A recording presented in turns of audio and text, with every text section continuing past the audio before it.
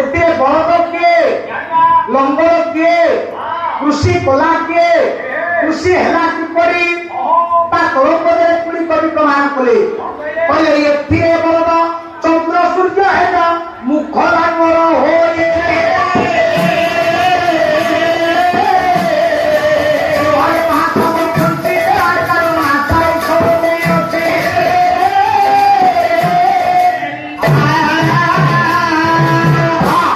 ଏଥିରେ ବଳଦ ହେଲା ଆପଣଙ୍କର ଚନ୍ଦ୍ର ସୂର୍ଯ୍ୟ ଦିଟା ଆଖି ବାପା ନାଇଁ।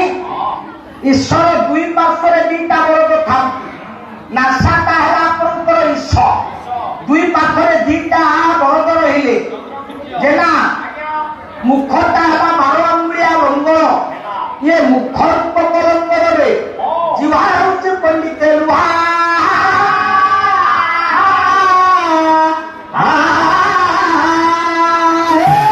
ତାହେଲେ ବନ୍ଧା ହେଲା କିପରି ହଳପନା କିଏ ନା ଭୃଲତା ଜୁହାରି କର୍ମ କ୍ରିୟା କରି କାମ ବା ସରୁ ହେଲା।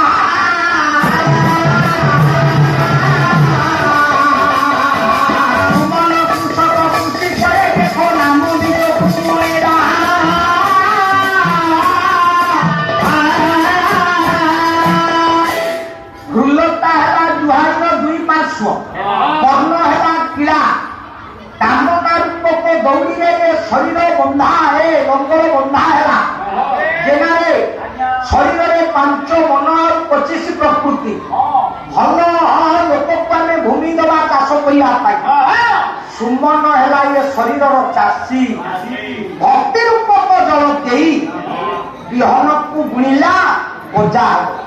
ତାହେଲେ ବୁଣିଲା କେତେବେଳେ ନା ଓଙ୍କାର ନୀତିରେ ବୁଣେ ଧୀରେ ଧୀରେ 64 ନୈତି ପ୍ରମାଣ।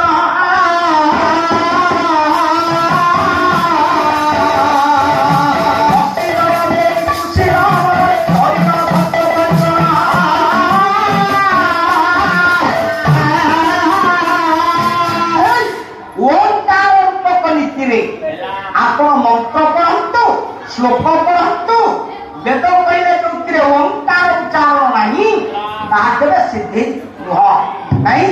ତାହେଲେ ଜେନା କାହିଁକି କଥା କହିଲେ ନା ସେଇ ଓଙ୍କାର ନୀତିରେ ଭଗବାନଙ୍କର ନାମ ରୂପକ ବୀଜକୁ ଶରୀର ରୂପକ ଭୂମିରେ ସୁମନ ରୂପକ କୃଷି ବୁଣି ଭକ୍ତି ରୂପକ ଜଳ ପଣ୍ଡିତେ ଢାଳିଦେଲା।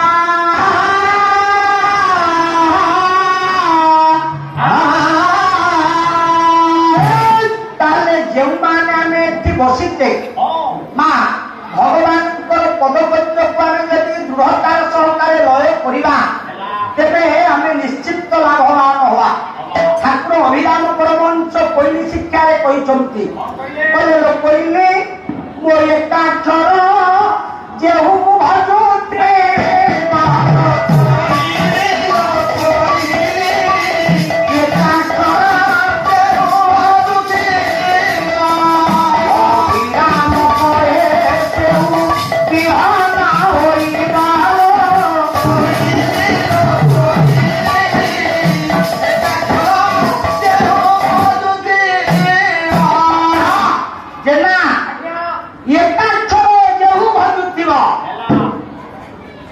ସଂକୀର୍ତ୍ତନିଆ ଭାଇମାନେ ଅଛନ୍ତି। ଏକାକ୍ଷର ପ୍ରଣବ କେତେ ପ୍ରକାର ଅର୍ଥ କରୁଛନ୍ତି।